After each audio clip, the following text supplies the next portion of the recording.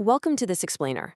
Look, if you've ever felt like your mornings are just pure chaos, or you're literally dragging yourself through those first few hours of the day, well, you are in exactly the right place. Today, we're on a mission. We're uncovering the hard neuroscience behind morning routines, and we're not talking about your generic run-of-the-mill advice here. We're looking at how you can drastically optimize your daily performance, your focus, and your productivity by actually hacking your brain waves. Let's get into it. Okay, let's dive into this roadmap. First, we'll look at waking up the wrong way, then hacking those brainwaves, the MOVS morning routine, the incredible power of visualization, the battle between your limbic system and frontal cortex, and finally, physical exercise and brain health. Section 1, Waking Up the Wrong Way, or as I like to call it, the alarm clock trap. The truth is, most of us are unknowingly completely sabotaging our brain chemistry the exact second we open our eyes. So I want to pose this directly to you right off the bat. What does a scientifically perfect morning routine actually look like?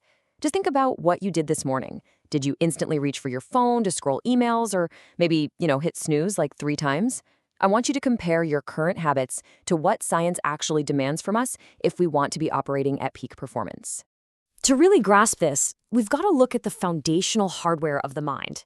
Your brain operates on 4 primary waves. When we're fast asleep, deep asleep, we're in delta. Now, when we're awake, talking, actively solving problems, that's beta. That's your high alert, daytime problem-solving state. But when you close your eyes and just relax, you slow down into alpha. And the real magic? That happens in that deeply relaxed, almost hypnotic state just before you fall asleep or right as you're waking up. That, my friends, is the theta state. And this brilliantly illustrates the massive mistake so many of us make every single morning. When you set a blaring alarm and just jolt awake in a total panic, you are forcing your brain instantly from the deep sleep of delta straight into the high alert stress of beta. It is exactly like taking a car that's just idling in neutral and instantly slamming the gear stick into 5th gear. The engine's gonna crank, it's gonna sputter, and the car simply will not function properly. Beyond just feeling super groggy, this sudden transition causes literal physiological trauma to your body. Snapping awake triggers immediate, sudden spikes in your heart rate and your blood pressure. And then, reaching for a phone that floods you with all those stressful notifications, that just pours gasoline right on the fire. It's a traumatic way to start the day, for sure.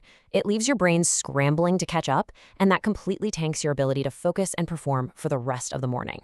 Which brings us to Section 2. Hacking the brainwaves, focusing on the golden hour, because we need to deliberately manage this biological transition from sleep to wakefulness.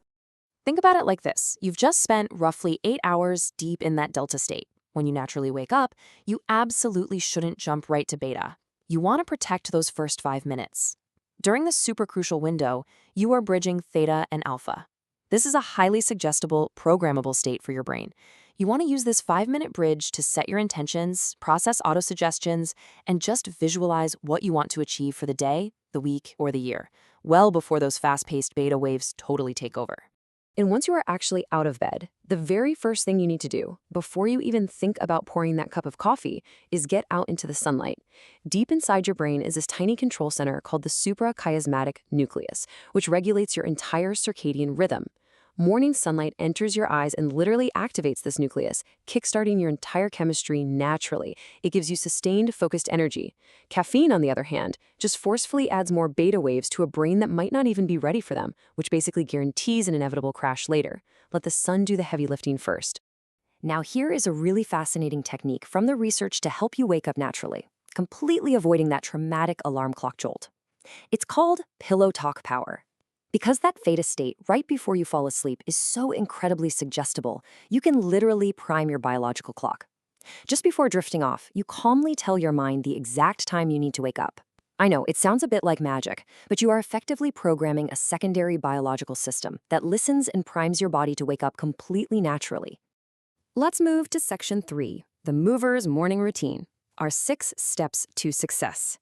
Okay, so once you're awake naturally and you've protected those first 5 crucial minutes, what exactly should you be doing? Let's see how this builds. This framework turns into a perfect 30-minute block designed to maximize your performance by harnessing your brain's absolute peak chemical state. And the best part? Each of these 6 steps takes just 5 minutes. M is for meditation. O is for oxygenation, which means deep breath work. V is for visualization. E is for physical exercise, R is for reading something positive to feed that open subconscious, and S is for scribing, basically writing down anything that isn't serving you just to get it entirely out of your system. Section 4, the power of visualization, building mental muscle. Now, I know a lot of people think visualization is just some fluffy new age spiritual concept, but as we'll see, it is rooted in hard, measurable neuroscience. Consider this incredible study. Researchers took two groups of people. One group physically practiced playing the piano. The second group never even touched a piano, they only mentally rehearsed playing the keys. Well, after 3 months, they scanned everyone's brains. The structural growth of the brain cells in the people who only imagined playing was almost exactly equal to the people who physically played. I mean, that is the literal biological power of a thought. And if you need a little more proof, there was a Harvard study that looked at building physical strength in the little finger. One group did actual physical exercises. The other group simply imagined their little finger getting stronger and more powerful. Again, after 3 months, the group that only visualized the exercise saw strength gains almost comparable to the physical group. It's wild. When you visualize your day in the morning, you are literally priming your brain's circuits and chemicals. You're basically running a scenario analysis in advance, which drastically lowers your stress and heavily enhances your actual performance when you face the real events.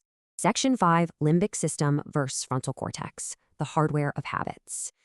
So why do we struggle so much to stay focused? Why does just a couple of bad notifications totally derail our morning? Well, your brain is essentially built in 3 distinct layers. Down at the base is the brainstem, handling pure survival stuff, breathing, keeping your heart beating. Above that is the reptilian or limbic brain.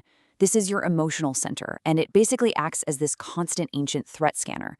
And finally, wrapped right around the top is the frontal cortex. This is the newest evolutionary upgrade, where your logic, your reasoning, and your emotional control actually live.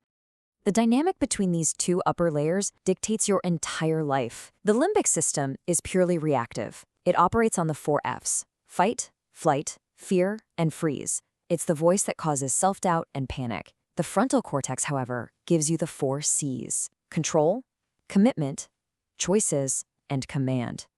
High performers? They are simply people who have learned to consciously interrupt those reactive 4 Fs and intentionally engage the deliberate 4 Cs. And here is the amazing thing. We humans are incredibly gifted in this department. Our frontal cortex makes up a massive 40% of the human brain. To put that into perspective, in a rat, it's only about 7%. So we have this massive, powerful command center designed specifically for emotional regulation and conscious choice. Now, what's really interesting about this stat is the shocking truth about how poorly we actually use that 40%. Studies show that despite having this massive frontal cortex, humans spend roughly 80% of their time trapped right in that limbic loop. We spend our days ruminating, reacting to perceived threats, and letting a tiny, almond-shaped structure called the amygdala act as a bouncer, just flooding us with stress.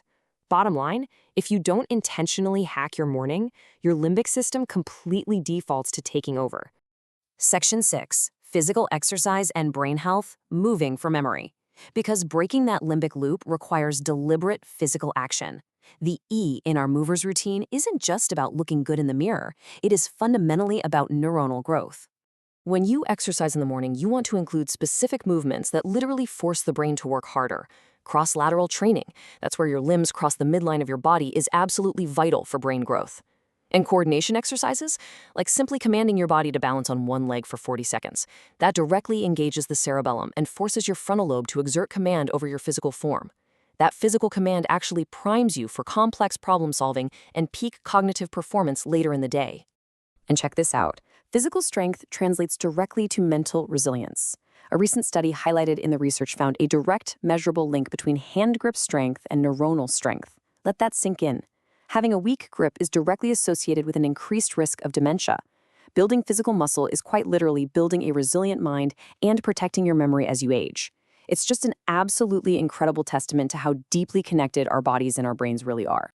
We've covered a tremendous amount of ground in this explainer today, from the hidden dangers of your alarm clock to the incredible literal power of visualization and the daily battle between your limbic system and your frontal cortex. So I want to leave you with this final vital question.